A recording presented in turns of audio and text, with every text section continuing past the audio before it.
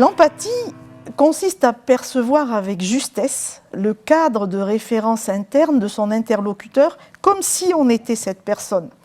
En matière d'entretien motivationnel comme dans la relation médecin-malade en général, elle joue un très grand rôle. Il y a plusieurs aspects dans l'empathie clinique. Il y a à la base une aptitude, une faculté chez les humains dont certains seraient plus doués que d'autres. Il existe plusieurs composantes. Une composante morale basée sur la volonté d'être empathique en rapport avec une éthique professionnelle. Il faut vouloir être empathique. Une composante émotionnelle, une tonalité affective à percevoir les émotions d'un autre humain. Un robot qui reformule ne pourrait pas être empathique.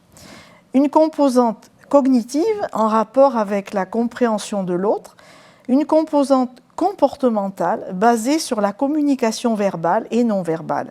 C'est toute la place de l'écoute active qui utilise les reflets ou reformulations ainsi que les questions ouvertes pour mieux explorer le monde de l'autre. La personne en face, en se sentant écoutée et comprise, va s'ouvrir, se livrer et nous permettre finalement d'obtenir une sorte de matière première nécessaire au bilan du changement.